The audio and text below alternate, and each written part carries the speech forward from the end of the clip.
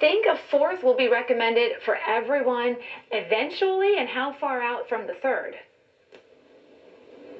Well, that's the million-dollar question, Sally. And the bottom line is this.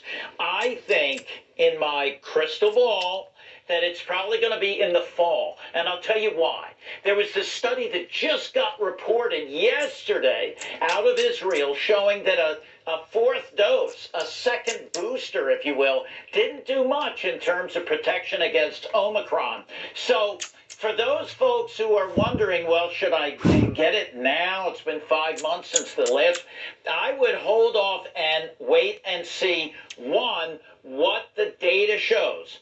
Because, again, we want to do things based on science. And my prediction is that in the fall, we're going to get a booster for COVID and a booster for the flu shot, if you will. So that's where I see this going. Because if you look at South Africa, the number of cases went down precipitously, almost mirroring what started the Omicron surge. So I think what we're going to see is a drop after about a month or so. And I think with the warmer weather, spring, summer, it's going to be a much better place for us. That's the way I see it. Well, that sounds very optimistic, and we like what you say there.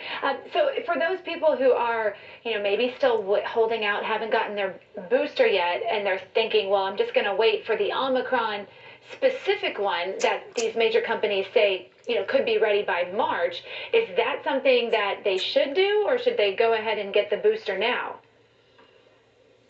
I would get the booster now. If you've not, well, number one, if you haven't gotten vaccinated, please do it. And then if you need the first booster, do it. I have about 30 patients, Sally, in my practice.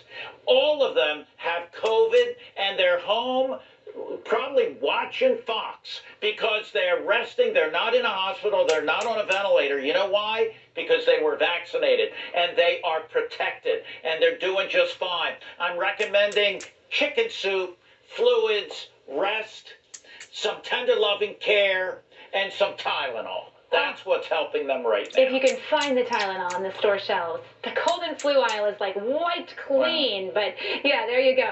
Dr. Mike, thank you so much. Do you want to say hi to Mike, our meteorologist? We're going to have some really cold weather, like Philly kind of weather this later week.